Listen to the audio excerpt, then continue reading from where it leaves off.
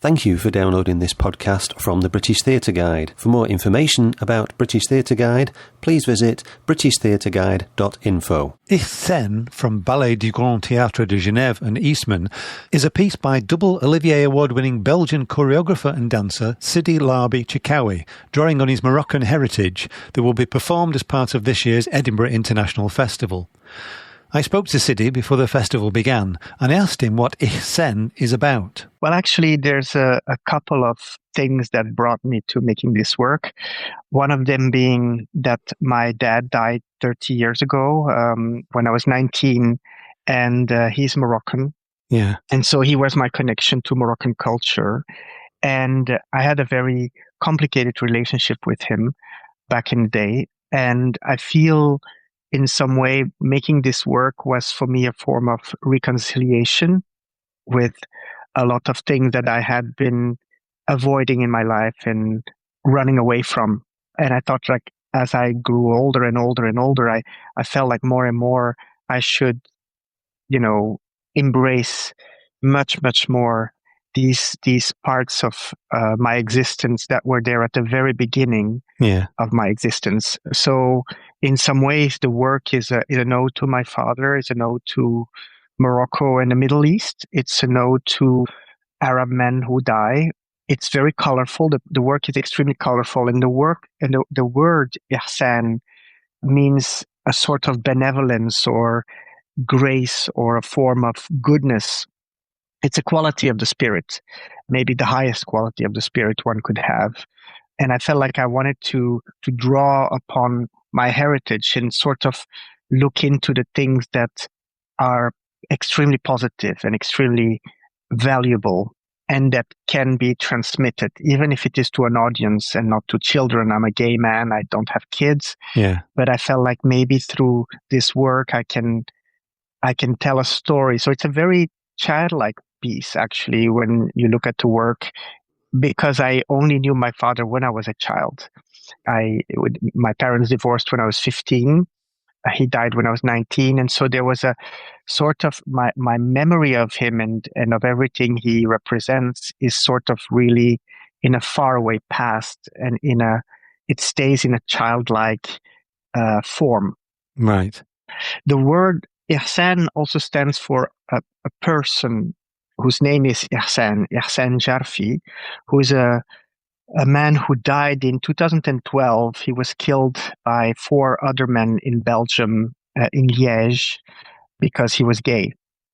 So right. There was the first official homophobic act, or crime rather, that was done in Belgium way back in 2012. And I was really moved by it because the man, Ihsane Jarfi, was my age. He was 33 back then, and we were very close of age. On top of that, his mother was Belgian like me. His father was Moroccan like me. He was gay like me. So it could have happened to me. Yeah. So somehow, when I read the news of this way back then, I was really, really struck by it, and it stayed with me. I was also extremely moved by the acts of his father. His father, Ihsane, has a father, Hassan Jarfi. And Hassan Jarfi was back then a Muslim, like Islam teacher. And when he lost his son, he was so brokenhearted, he created the foundation against homophobia. And I was really, really touched by that. Yeah. And I only met Hassan Jarfi, so the father, about 1.5 years ago or 2 years ago. And that was thanks to his daughter, to Ihsane Jarfi's sister, who had been following my career a little bit and had seen that I was going to make a work with the name Ihsane. And so she wrote me and she said, "Oh, you're making a work that has the name of my brother." And I'm like, "Yes, I know." I mean, this is, so she said, "Oh, it would be lovely if you could meet our father." And so I met Hassan Jarfi, and this was a very, very touching encounter because in some ways I had lost my father so many years ago, and by meeting him, I saw who my father could have become. Right. Beyond all the issues he had when I was younger. And I think for Hassan Jarfi, he saw what his son could have become because his son also loved dancing and performing. And so there was something about this notion of I had been bereaved of a father, he had been bereaved of a son, and it was an extremely emotional interaction. Yeah. And so I call him a friend now.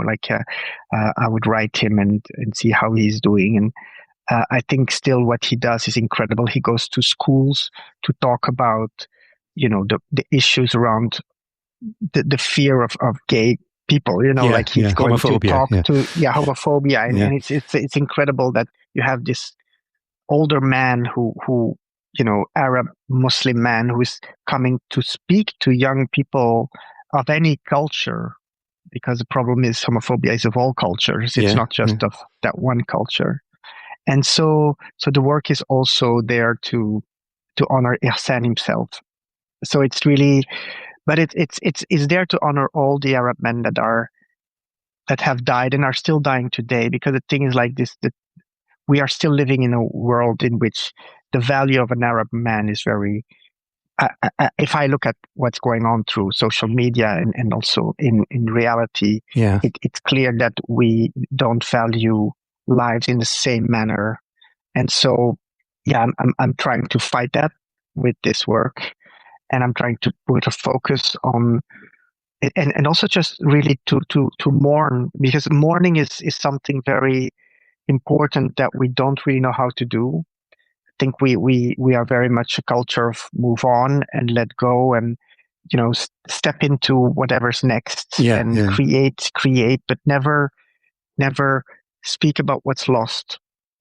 So I thought making this work was for me like the opposite of what I was usually doing. So I was trying to really sit with that pain or sit with that feeling and take my time with it and share it with the audience. So the work sort of breathes through that idea of it's like a funeral, with all the rituals that go with it, the bringing of the flowers, the seeing the body, descend or ascend into the next world, and then the memories of what we remember with that person back in the day. So the work is very abstract. It's really very it's full of symbolism, it's like lots of symbols are in the work. Like there's a door, and this door is really there for the audience to come into this world that they might not know or even apprehend to go into, but also to share. It's to share our space, to share our knowledge, our feelings with the audience.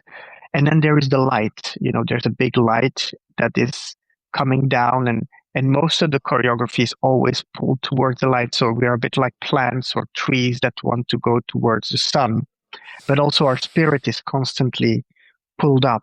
And I think that's what the human body does. That's why we love sitting at the beach with our body towards the sun, or people who are praying, they're praying towards the east where the sun comes up, or, sun salutations in yoga, they go to also, everything is always linked to this notion. So it's quite there's all this, let's say, traditional elements that are, even though it's a contemporary dance piece and it's with a contemporary dance vocabulary, there's also a part of it which is really very melancholic and one might say nostalgic and somehow, archaic even at times, like really towards something very old and ancestral.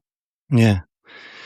This, looking back to your own heritage, is this anything to do with the fact that you turned 50 this year? Is this a time in your life when you're looking back? Yes, I think that's exactly it. I think there's a lot of things one, as you get older, you want to unravel, you want to, your mind gets more and more and more filled. Like it's quite heavy to grow older, I find, because at least for me, it feels like I'm constantly, every day is more memory, more things to hold on to or to remember, and it can become extremely heavy. So it feels like you have to empty, you have to somehow dare to share. Yeah. And I think my whole career I've been working in Japan, in China, in America, like always working with like Argentinian tango or with Shaolin monks and Kung Fu, and everything was quite far away from wherever I was from. Like it was a sort of, like I was running away from where I was from, because where I was from, both Belgium but also Morocco, it felt like I didn't really have a space to exist there, like as a queer man and as a sensitive soul, as a vegan. I just thought like none of this is made to take care of me, like as a child. Like it really was there to destroy me. Yeah. And so I had to move away. I had to become stronger. I had to, to train and become able to manage and handle. And so that's what I did. And now that I'm older, I'm a little bit stronger, and let's say I can handle certain things more, even though growing older also brings other sensitivities and other insecurities. But you find certain things easier to deal with. You're just tired. You're just tired of having to say the same things or express things again. And you're like, you get a little tired of you still want new, you still want things to kind of surprise you. And so looking back at a past that I knew very well, that I felt very connected to, but also in a way that fueled me and angered me, it was interesting to try to look back and now care for it and love it, and actually maybe, turn my attention, look at it from a certain angle in order to understand that I could have other feelings towards these things that had happened. I think I understood the issues my dad was having, which I didn't understand when I was young. Now at 50, I really do understand. I understand his moments of anger. I understand lots of things because I feel like and it's not like I can condone them. Like it's more like I really see where they come from, because I have met myself in similar situations, and I then realized, oh my God, this is very hard. And I realize how hard the world is for adults, and as a child, you have a tendency to think that the world is easier for adults because it seems to be made by adults. Yes. But it's not really. I mean, it's not really adapted to everyone or to anyone, I would dare say. Like we make the world very complicated for each other. And so realizing this as you grow older, it just gives me much more compassion towards my mother or my father or anyone from the previous generation, really. Yeah. And when you're a child, you see adults as being a different animal. You expect when you get there to feel completely different, don't you? But in many ways you don't, do you? Yes. I mean, you realize that you're on a spiritual level, you're always the same. Yeah. You're like this one being, or at least it feels like you're this one being, even though a lot of things shift and transform and change. And there's a lot more information you've dealt with, and there's experiences you've had that make you either bitter or more compassionate, depending on the luck you have with these things. But I must say that I was very happy to be able to make a piece specifically for my mother, and then one for my father in the last 4 years. And I think with that, I tried to also close the chapter. Yeah. So I'm like, this is this focus, and and I did that. And when I made Ihsane, I really did a lot of like it was almost like a pilgrimage, like I went to Mecca because my father never got to go to Mecca. And so I took it upon myself to be like, I'm what's left of my father in this world. Yeah. And he always wanted to do this, which was very important for any Muslim to do in their lifetime. So I thought like, I'll do this in his name and for him. And I did the Ramadan, and I did all these, these specific things that I knew mattered to him way back then. And it was very interesting to do all this because it helped me to put myself in his shoes. Right.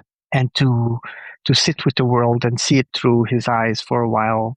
and then come back to myself. And I think I'm a very different person also than my father, and I think I have other problems than him. But I was very moved by putting myself into his place for a while. And the dancers from the Grand Théâtre de Genève, from the Ballet du Grand Théâtre de Genève, it was interesting to be sharing this with people who are not specifically coming from that culture at all. Right. So it was for them a bit of an exploration. It was as if they were visiting Morocco and suddenly having to join the customs that I was inventing in this world. Yes. Because, in a way, it was a very... And sometimes people ask me also, why didn't you translate all the Arabic words in the piece and to the audience so that the audience could understand more? And I'm like, because no one translated them for me. Right. So when I was a kid, I didn't understand anything. I was in that world, bathing in information that I couldn't process. I learned to read and to write without knowing what I was reading and writing. And so I wanted the audience to experience this too. So forgive me for not really translating much, because some people, they really dislike that because they feel very wary about the Arabic language and they're like, what are we actually hearing and listening? All I can say that most of these texts are really very touching and very innocent. They speak about the unity of all humanity and how we are all kin and all family and all part of the same world. It also speaks about the light in the darkness and the stars, and the idea of like finding the light. It's very every single moment in the work is about reconciliation, really, and memory. Yeah. And the memories are sometimes sad memories and sometimes they are more happy memories, but they are not in the here and now. So everything seems to be in the past. Right. And what do you think your father would have made of it? Because you said you had a difficult relationship with him. He wouldn't actually let you dance, would he, when you were young? Well, yes. So I love when people tell me what they know.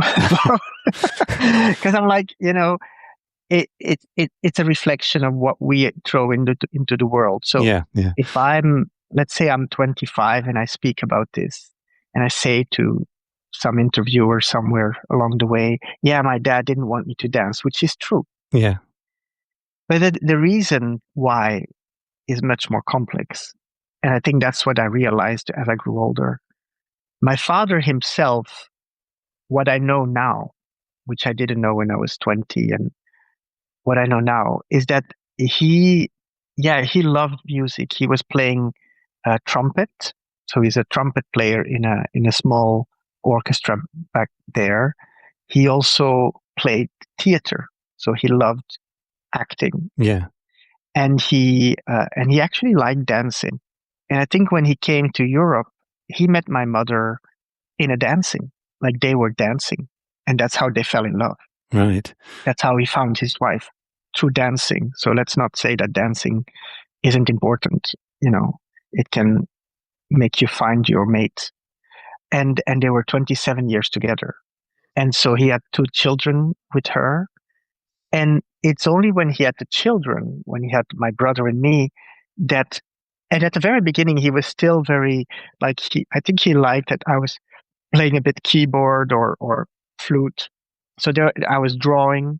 There were things, my mother also, she loved drawing, she loved knitting, and she loved singing. So I think both my parents, what I realized with time, and only now at 50 can I say this, is they were artists. Yeah. Actually. Yeah. Even though when I was younger, I would always say they weren't artists. And they weren't artists because they didn't believe they could, and the world and the system would make them also not believe that they could make a living out of their art. Yeah. Yeah. So the moment they had children, they had to let go of the arts to focus on education, to focus on finances and money. And so they didn't have a lot of money. So my mother worked really hard. My father did many jobs. He worked in the industry for plastics, and like he had different jobs and never really retained them for a long time because he didn't speak the language. So what I'm trying to say is that my perception of my parents is really complex, because right now it is only filled with a lot of understanding of their circumstances and the way they creatively dealt with these circumstances. They were dealing with it as best as they could. Probably I would have made other choices, but I also made other choices because I'm queer. Yeah. And because my sense of self was very soon one of isolation and of, I need to get out of this system that people are trapped in. Yeah. So I went elsewhere, but I went where I think they would have wanted to go. I think everything I did, my whole career is built upon things that I think were, very internalized desires of my father and my mother. I really think so. I don't think I thought I did them as a form of rebellion. Yeah, yeah. I thought I was being the one to break the system, but in a way, I was trying to mend the system. I was trying to listen to deeper needs, and I was just going all the way because I had nothing to lose. Because staying would mean losing everything. If I didn't go for dance, I would have died. Like I would have killed myself. Like I didn't want to live in the world that my parents and the whole society had placed and kind of like pushed upon me. Like I was really not made for that. And I would have taken my life. I think it was the only way to go towards the arts and to really, to accept whatever trials we have inside of that, which is criticism and people who dislike what you're doing or don't believe in you or don't think you're genuine or think you're not talented or all these things. And I was like, okay, this is still better than whatever other world I would have had to live in had I been in denial of who I really am and who I really also want to build, because I'm building someone. I'm trying to make something out of myself. Still today at 50, I still think I'm trying to build. Yeah. Yeah. So you still find it a challenge when you're putting a production together to do something new, something different? Yes. I mean, I think every time, like I remember when I was younger, and what I mean with younger is that when I started 26 years ago, in 1999, I did my first choreography at the Edinburgh Festival, actually. Right. So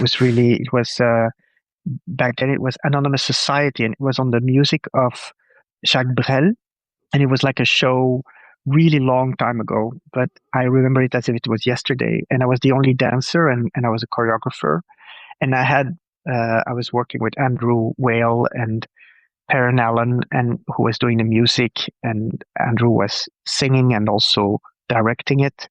And we were a great team because it was really like we were trying to create sort of dysfunctional family that was expressing itself through these songs of Jacques Brel. And for me, it was like a wonderful opportunity to kind of break through as a choreographer. So the Edinburgh Festival was really important for me back then.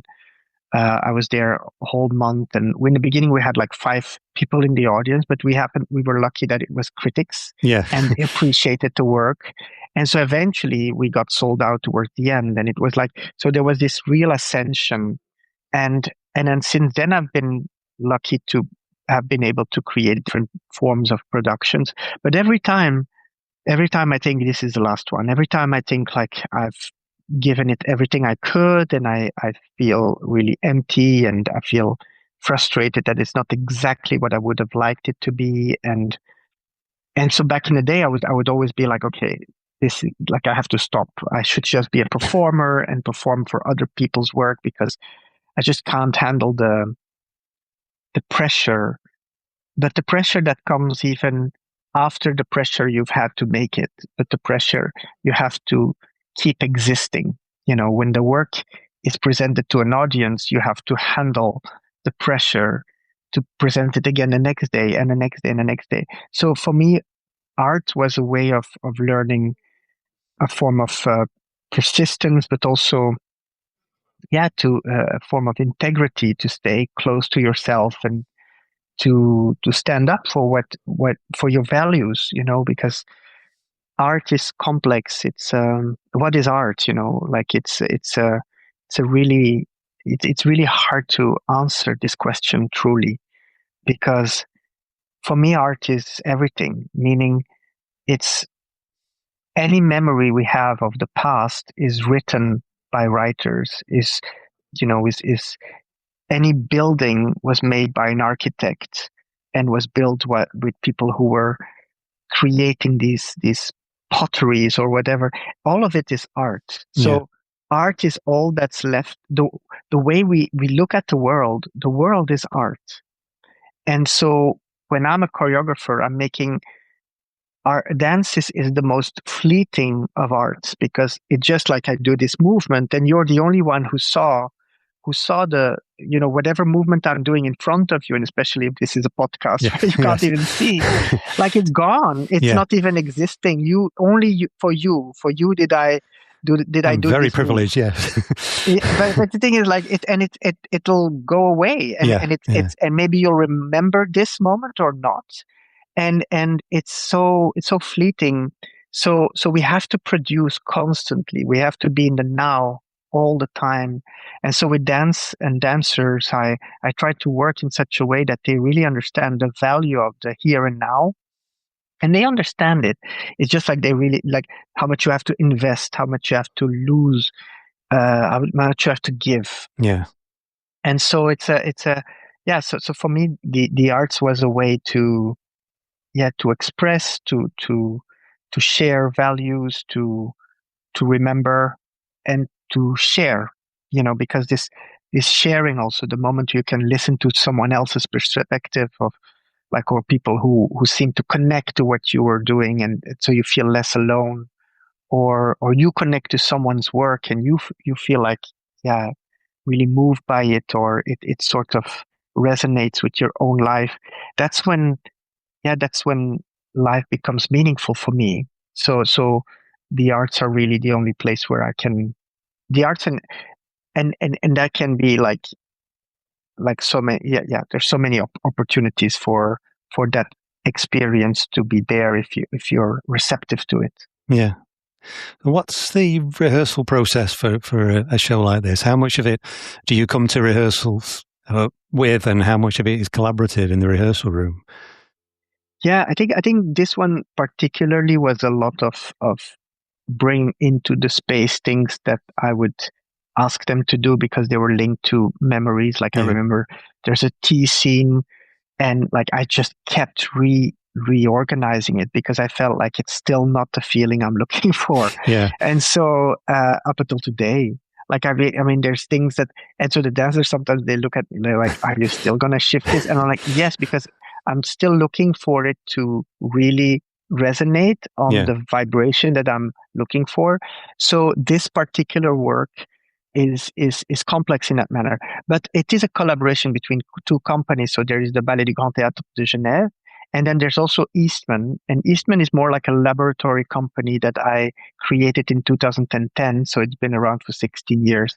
And the dancers that are coming from this company, some of them are from, like one of them is Nassim is from Morocco, or Andrea, he's half Tunisian, half Italian.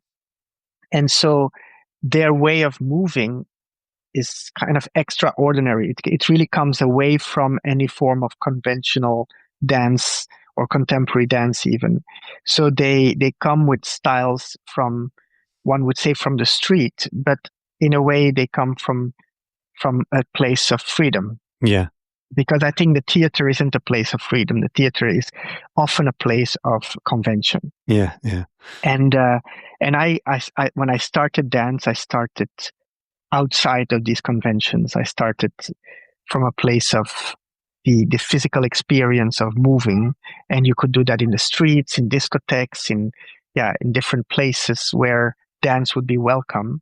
And theater is a place where dance is welcome, but under a lot of conditions. Yes. Like it has to somehow tell a story, or people need to feel like you're giving them all the keys to understand what it's about.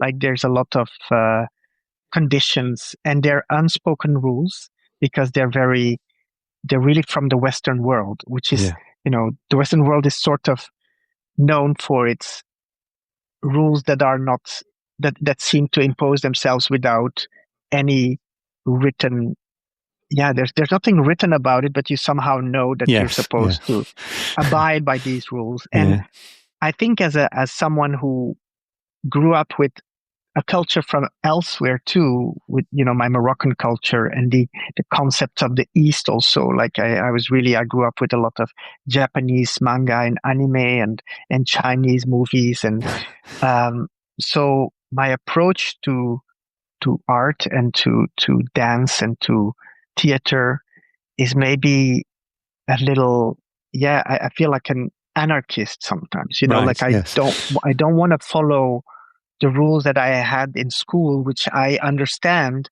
and I respect, but I also feel like that doesn't mean I have to apply them. Yeah. Because I think by applying them, I'm killing the opportunity for growth. Right. Yeah. Because if we just repeat all these things without questioning them, so I think I'm much more of a questioning or an inquisitive mind. Like right. I would prefer to go elsewhere. That's how I made a dance piece with the Shaolin monks, and people thought I was crazy.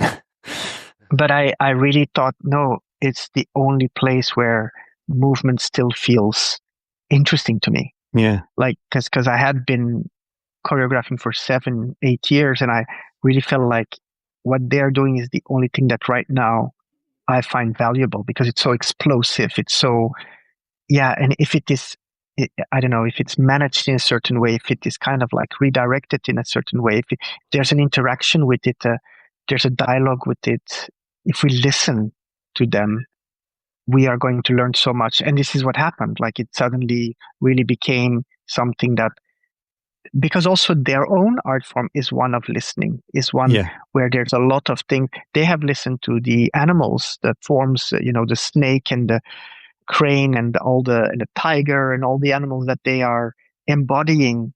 They're basically looking at the world and reenacting that or reincarnating that. And I felt like that is how I want to make dance too. Yeah. So when I made Ihsane, to answer your question from earlier, a lot of the forms that are there are geometric forms. Like it's really drawing with the arms certain lines in the space that would be reminiscent of some sort of mosaic or Arabic sort of architecture or calligraphy even, or just these types of geometry, pure geometry.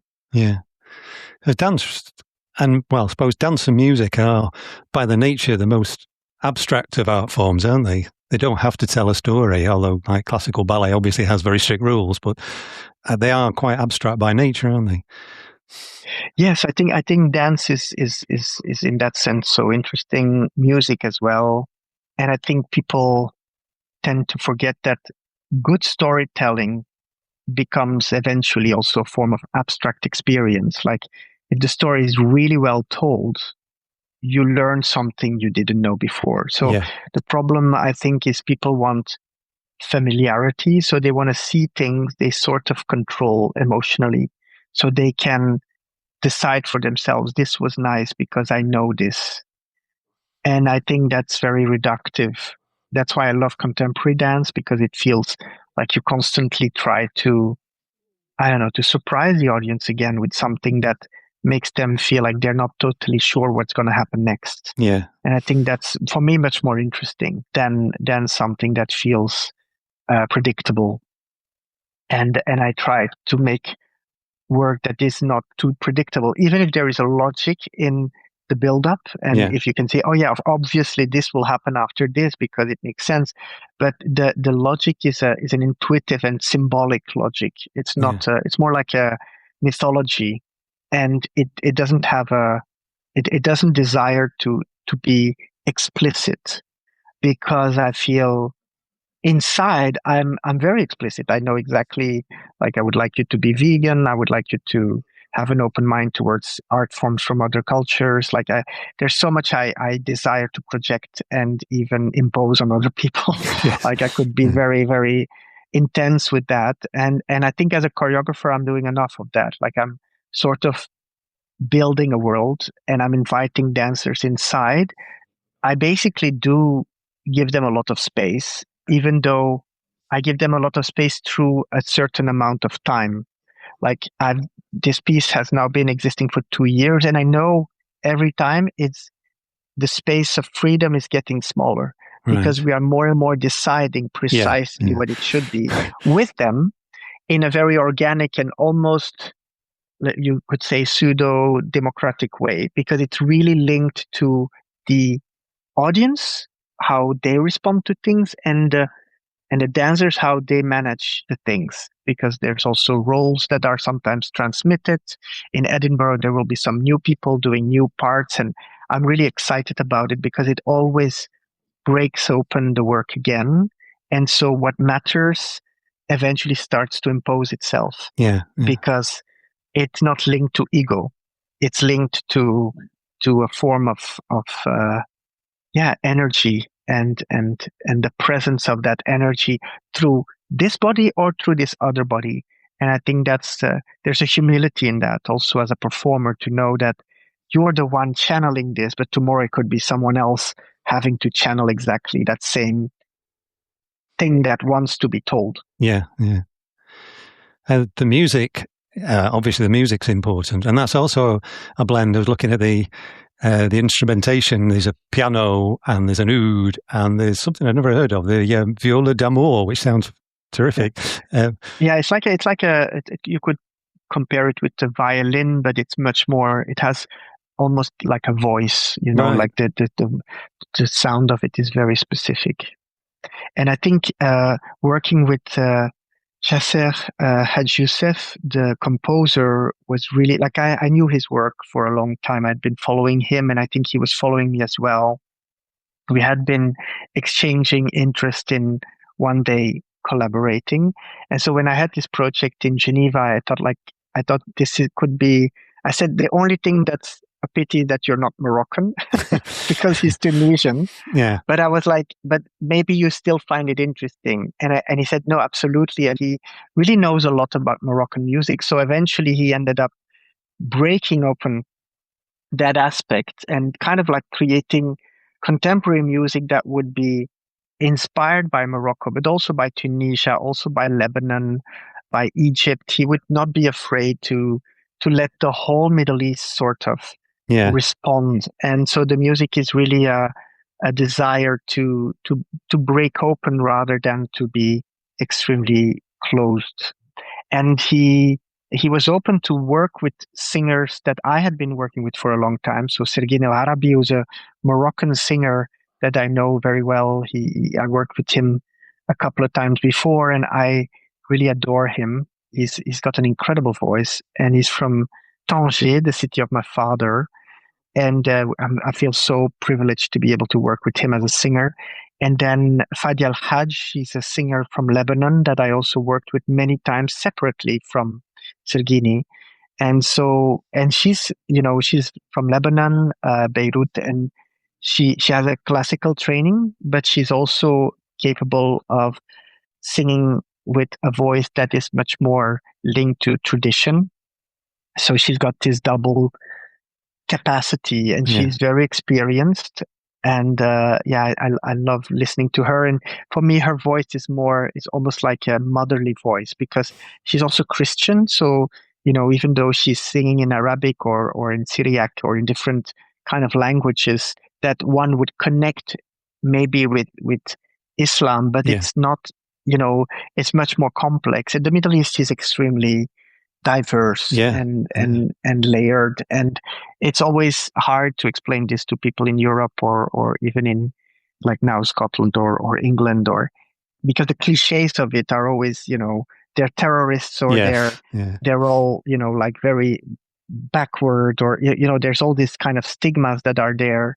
And coming from this culture myself and understanding all the layers and also the complexity of the internal colonialism also of Arabs in Morocco, because Moroccans are Arabs but also are not, like there were people there before. And so the idea of like who's a conqueror and how that language or that whole heritage exists, but is also one that what we partly reject.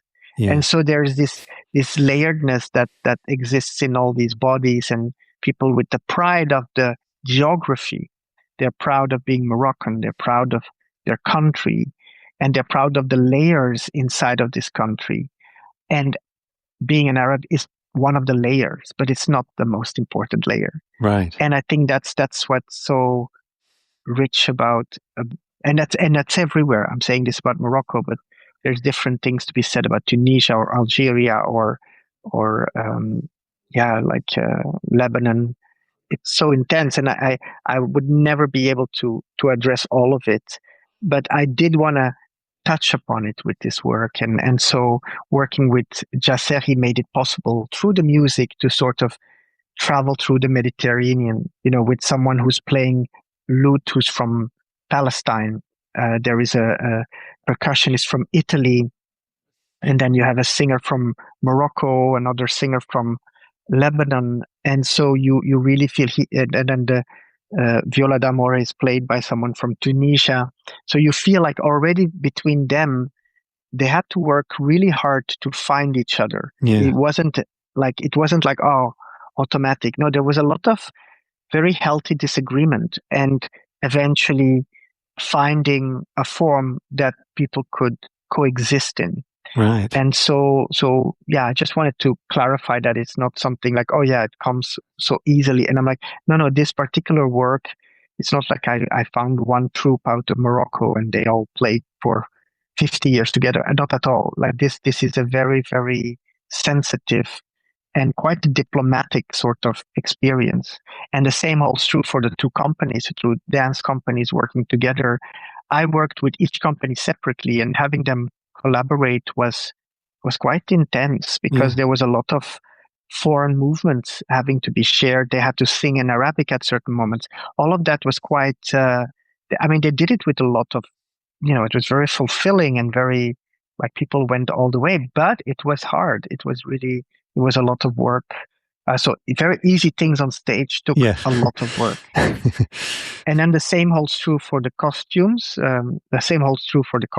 Where working with Amin Bendriouish, who is the costume designer, he's an incredible soul from Morocco.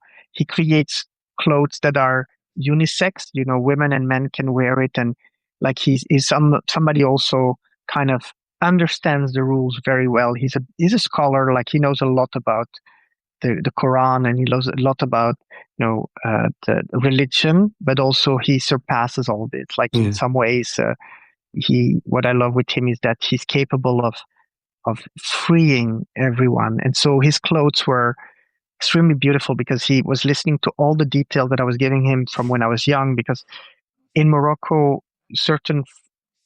like all over the world, but specifically in that part of the world, like things that are golden or silver or bronze, it's very important. Like one would have certain golden things, certain bronze things. And so eventually towards the end of the performance, we play a lot with that notion of gold, silver, or bronze. And then, some of the clothes are very playful in the beginning, a bit nostalgic. Like there's the sort of cartoons we would watch when we were kids, but always an Arabic version of that cartoon. Right, yeah. So it would be Japanese cartoons, but with Arabic names. Yeah. And so I like that type of culture clash that eventually becomes its own little new culture. Yeah. And then there's these beautiful symbolic things that he did where he put the people in clothes that's totally transparent. So basically it's like nudes, but there's words written on it, and the words is in a calligraphy. Like in Arabic, there's written Nur, which means light. And it's as if they are carried by the light, and they're carried as if the costume is carrying them rather than they are carried by than they are carrying the costume. Yeah. And I thought things like that were very beautiful. So working with him was very liberating. Amina Maresh was the guy who did the scenography. So I already spoke about that, the way he brought in that door, and also was open to using video screens, because I thought the Arab world is also one, like a bit think of Dubai or Abu Dhabi or all these places with a lot of technology. So it's not only a place of archaic beauty and something, an ancient aesthetic, but there's also right now a lot of technology there, and the crème de la crème of technology is being tested out there and developed there, and so I thought it's important that we have that element as well. So it's not just something of the past, there's also something about the future. After Edinburgh, where does it go from there? Are there any plans for the show after that? We're trying to go to Morocco. Right. So I'm hoping that I'm bringing this to Morocco at some point, which I think would be amazing. We'll see. We're coming to Brussels, so we're bringing it to Brussels next year. We did a lot of touring this year, so we're doing a bit less of it, and there's new works that the company is touring, also of other choreographers. So yeah. Also, this is, I'm doing one more year in Geneva, so it will be my 5th year, and then I'm stopping. So next year in June, I'm actually ending my 5-year contract. And so there's also something very, like, there one last work that I'll be making for the company, which is called Democracia, which will be about democracy, because I think it's a theme that we need to relearn to understand, and also be careful with, realizing the dangers of it and the power of it. But that's maybe a conversation for another time. Yeah. That was choreographer Sidi Larbi Cherkaoui talking about Ihsane, which will be performed as part of the 2026 Edinburgh International Festival at the Edinburgh Festival Theatre from the 18th to the 20th of August.